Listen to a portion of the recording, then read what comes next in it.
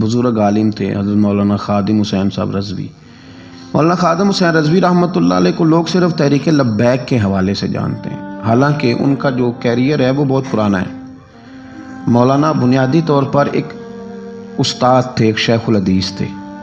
ان کا جو بیسک کارنامہ ہے وہ یہ ہے کہ وہ درجنوں نہیں سینکڑوں علماء کے استاد ہیں، سینکڑوں علماء کے، یعنی میں نے سوچ سمجھ کے لفظ کہا، انہوں نے سینکڑوں لوگوں کو رسول اللہ کا دین پڑھایا ہے، اور ان کے اب شاگردوں کے شاگرد بھی مدرسوں میں پڑھاتے ہیں۔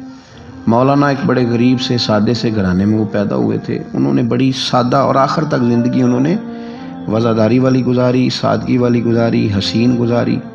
کسی شخص کے ایک ہوتا ہے کسی کے نظریے سے اختلاف کرنا، ایک ہوتا ہے کسی کے طریقہ کار سے اختلاف کرنا۔ کچھ لوگوں نے ان کے طریقہ کار سے اختلاف کیا ہے، لیکن ان بندے کا نظریہ اتنا شاندار تھا کہ نظریے سے کسی نے اختلاف نہیں کیا۔ لوگوں نے یہ ضرور کہا کہ یہ فلانی بات اس طرح ہو جاتی تو ٹھیک تھا، لیکن یہ سب نے کہا کہ بندہ بات ٹھیک کرتا ہے۔ نظریے سے، فکر سے لوگ مطمئن ہو جائیں کسی زندہ کیا رہتا ہے؟ نظریہ۔ زندہ کیا رہتا ہے؟ نظریہ۔ فکری طور پر ایک خوبصورت آدمی تھے، ایک بڑے منجے ہوئے آدمی تھے، ایک وزادار آدمی تھے، ایک صاف ستھرے آدمی تھے۔ میری ان سے ملاقات اس وقت ہوئی تھی پہلی دفعہ جب وہ بالکل ٹھیک تھے، ٹانگوں پہ چلتے تھے۔ ان کے جو استاد گرامی تھے حضرت مولانا عبدالحکیم صاحب شرف قادری رحمۃ اللہ علیہ، بہت جید عالم تھے۔ میں ان کو ملنے کے لیے جاتا تھا تو حضرت بھی وہاں پڑھایا کرتے تھے لاہور جامعہ نظامیہ میں، تو وہاں ان سے پہلی ملاقات ہوئی۔ پھر انہوں نے جو جماعت سب سے پہلے بنائی تھی اس کا نام تھا انجمن فدایان ختم نبوت۔ اس جماعت سے انہوں نے کام کا آغاز کیا، اور بڑے اوائل میں، بڑے شروع میں انہوں نے ختم نبوت کے تعلق سے مختصر سے کام کا آغاز کیا، اور بڑی جلدی ان کا کام پھیل گیا۔ مکی پیر مکی دربار میں یہ اوقاف کی مسجد کے سرکاری خطیب تھے، لیکن حضرت ممتاز قادری صاحب رحمۃ اللہ علیہ کی شہادت پہ انہوں نے سرکاری ملازمت چھوڑ دی تھی۔ اس کے بعد انہوں نے بڑی محنت کی، بڑی جد و جہد کی، بڑی کاوش کی، بیمار اور معذور ہونے کے باوجود بڑی کوششیں فرمائیں، اور بڑے نڈر تھے، بڑے بے باک تھے، بڑے خوبصورت تھے۔ سب سے بڑی بات یہ تھی کہ سکہ عالم دین تھے۔ جماعت کسی بھی سیاسی جماعت کے پاس اتنا تگڑا بندہ نہیں جس طرح کہ حضرت مولانا خادم حسین رضوی صاحب تھے۔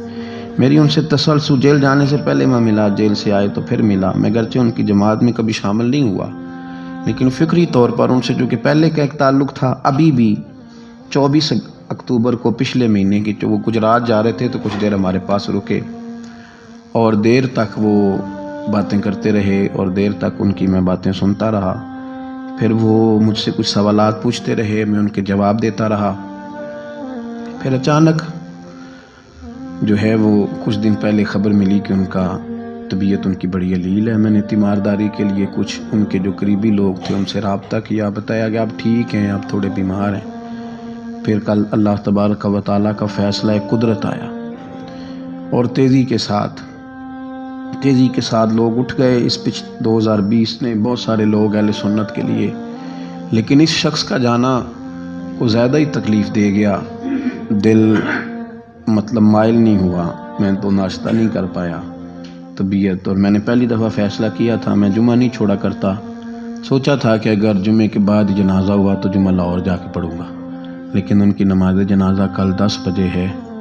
اس طرح کے لوگ کم آتے ہیں دنیا میں، اور شاید ان لوگوں کا وقت بھی تھوڑا ہوتا ہے، اور اللہ پاک شاید ایسے لوگوں کو جلدی ہی اپنی بارگاہ ناز کی طرف لے جاتا ہے۔ ایک شعر جگر مراد آبادی نے کہا تھا کہ جگر راہ وفا میں نقش ایسے چھوڑ آیا ہوں، میں جس منزل سے گزرا ہوں وہ اب تک یاد کرتی ہے۔ اور مجھے نا ایک دفعہ کسی شخص نے کہا کہ آپ کے خاندان کا قبرستان کہاں کر کے ہے؟ لوگ لکھنے والے جو لوگ ہوتے ہیں وہ پوچھتے رہتے ہیں کہ اس بندے نے کیا وصیت کی ہے، تحریری والے لوگ۔ تو میں نے انہیں کہا کہ قبر بھی بانی جائے گی۔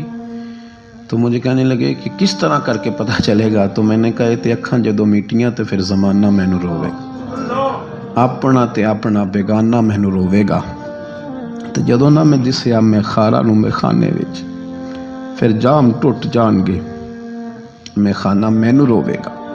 کئی لک لک رون گے تو کئی بک بک رون گے، گلیاں دا یانا تے سیانا۔